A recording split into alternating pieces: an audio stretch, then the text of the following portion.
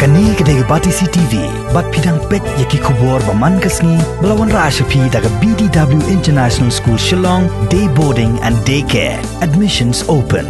Ringkat bat ka Orange Nissan Loom Sopo near Fire Brigade Shnong.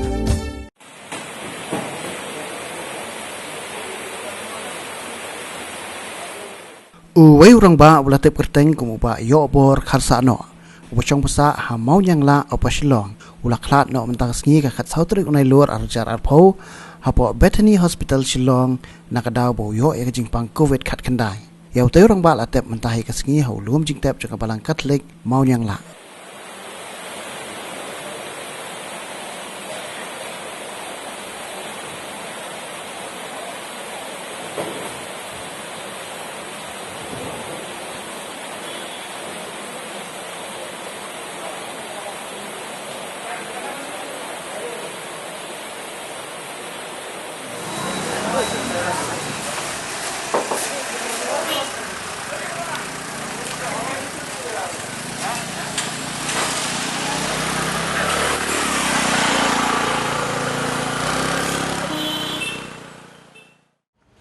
Khlad no men step.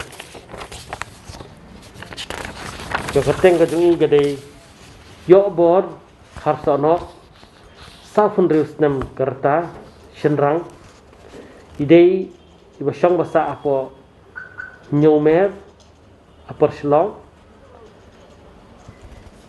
ipoi hapo hospital men step hi hakapor new arko menstep dei badan gajing shitam la shiteu padmar gajing jur gajing shitam ila pois po Bethany Hospital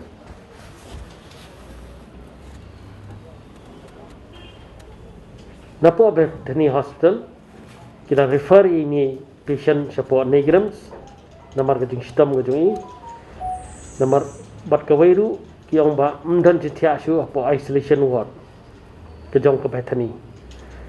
Mereka na poi satai patient ila Khlad no. Kuma ke pensyai ni grem Khlad apo ke ambulansi bat kila phab yang ye nagla declare that kila phab yang spo Bethany pan pendap not kam baro ke waidei bat ka sanitization jongka met batban tap yaga met kat kum ka dead body management.